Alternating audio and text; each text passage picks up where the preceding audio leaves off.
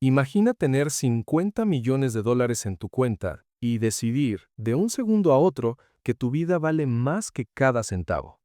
Dr. Dre no renunció a Death Row Records por una simple pelea creativa.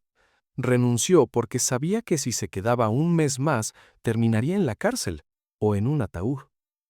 Esta no es solo la historia de cómo se fundó un imperio, es la historia de cómo el productor más importante de la historia tuvo que huir de su propia creación para no terminar como sus amigos. Pero antes de decirte cómo escapó sin un solo dólar en el bolsillo, tienes que entender el nivel de terror que se vivía en ese estudio. Un terror que involucraba bates de béisbol, perros de presa y una oficina donde entrar significaba muy probablemente no salir ileso. ¿Por qué el hombre que lo tenía todo decidió que lo mejor era no tener nada? Escucha bien, porque lo que ocurrió en 1996 cambió el rap para siempre, y si Dre no hubiera tomado esa decisión suicida, Eminem y 50 Cent hoy serían nombres que nadie conocería. Año 1991. Dr. Dre es un genio atrapado. Está en Ruthless Records, el sello de Eazy-E, pero se siente estafado. Siente que su talento está financiando los lujos de otros mientras él recibe migajas. Aquí aparece la figura más temida de la industria, Suge Knight. Suge no era un ejecutivo de música, era un ex jugador de fútbol americano de casi 2 metros que trabajaba como guardaespaldas. Pero tenía una visión. Quería construir el Motown de los gangsters. Y para eso necesitaba a Dre. ¿Cómo sacas a la estrella más grande de un contrato blindado? Suge no usó abogados, usó tuberías de plomo y bates de béisbol. Cuenta la leyenda que Suge y sus hombres acorralaron a Eazy-E y le dieron una opción: firma la liberación de Dre o prepárate para lo peor. Eazy firmó.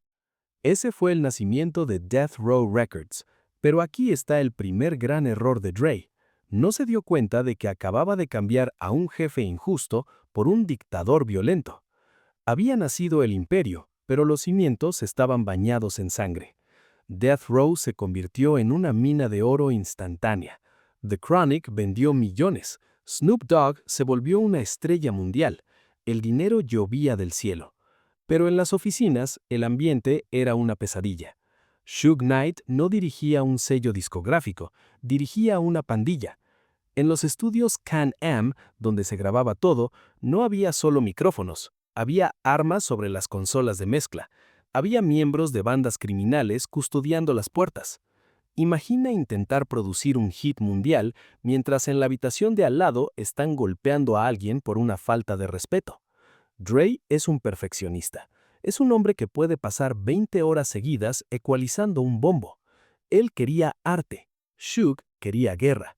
Y aquí es donde el primer open loop empieza a cerrarse. Dre empezó a notar que Suge Knight estaba perdiendo el control de la realidad. Suge empezó a humillar a la gente solo por diversión. Obligaba a los empleados a pelear entre ellos. Si no le gustaba cómo lo mirabas, terminabas en el hospital. Dre estaba en la cima del mundo, pero vivía con el miedo constante de que un día la furia de Suge se volviera contra él. Pero, ¿qué fue lo que realmente rompió el hilo? ¿Cuál fue el momento exacto en que Dre dijo basta?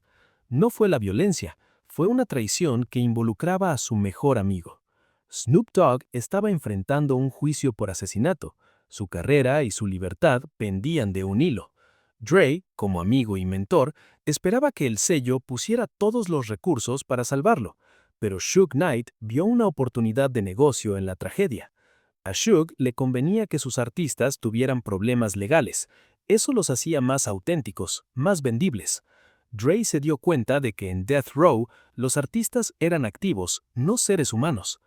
Pero entonces ocurrió lo impensable, lo que terminó de incendiar la casa. Tupac Shakur salió de la cárcel.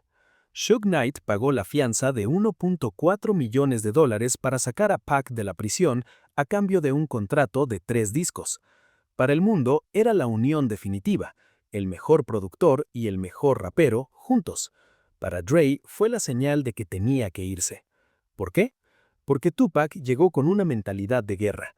Estaba resentido, estaba herido y quería destruir a Bad Boy Records y a Biggie Smalls.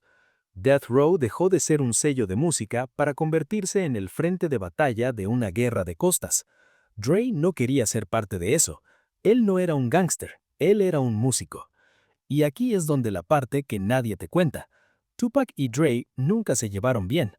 Tupac sentía que Dre se había vuelto suave, lo criticaba en el estudio, decía que Dre se tardaba demasiado en los ritmos mientras él grababa canciones en 30 minutos. La tensión era tan alta que podías cortarla con un cuchillo. Pero espera, porque lo que viene ahora es el momento de la verdad.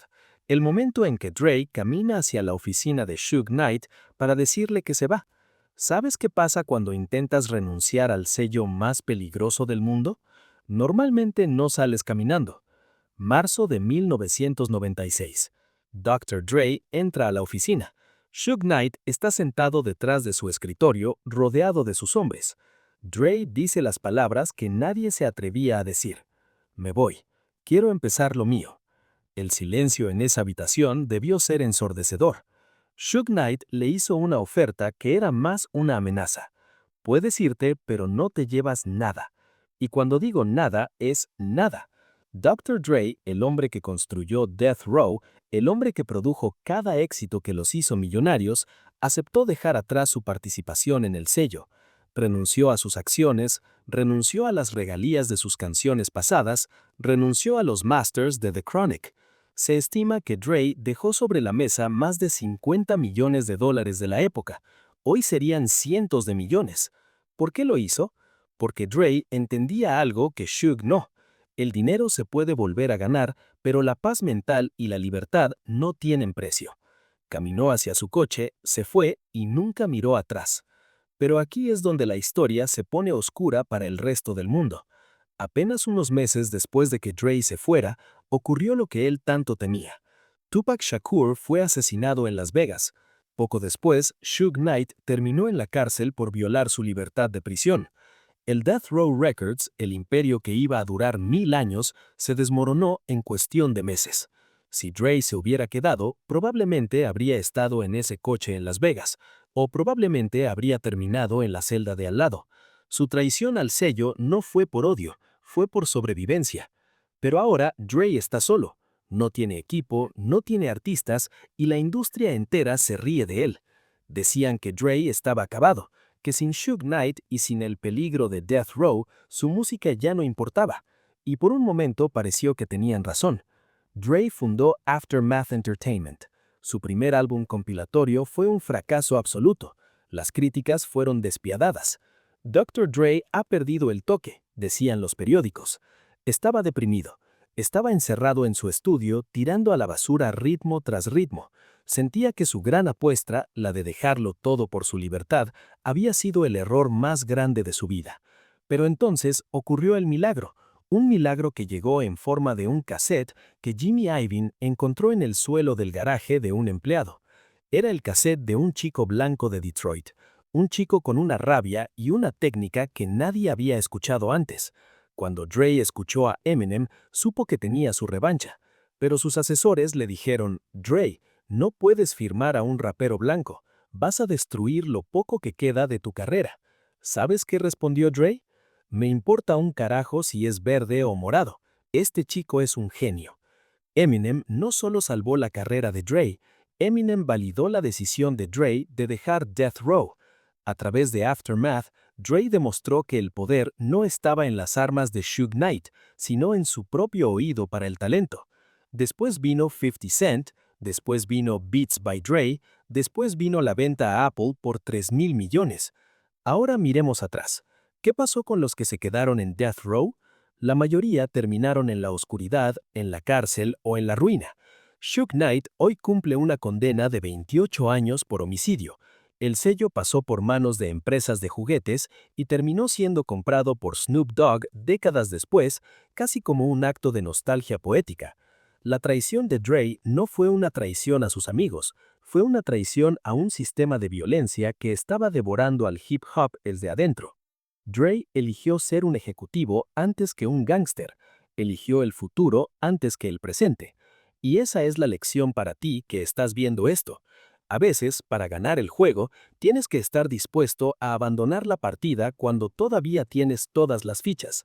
Tienes que estar dispuesto a que te llamen traidor, acabado o loco, porque al final del día, el éxito no es cuántos diamantes tienes en el cuello, sino cuántas personas siguen escuchando tu música cuando las luces de la oficina se apagan. Dr. Dre dejó Death Row con las manos vacías, pero con la mente clara. Y hoy, mientras Suge Knight mira las paredes de una celda, Dre mira el horizonte desde una mansión que el talento y no el miedo construyó. La pregunta no es por qué Dre se fue. La pregunta es, ¿habrías tenido tú el valor de dejar 50 millones de dólares para salvar tu alma? Piénsalo, porque la próxima vez que escuches un ritmo de Dre, recuerda que ese sonido no nació en la abundancia, nació en el momento en que un hombre decidió que su libertad valía más que cualquier imperio.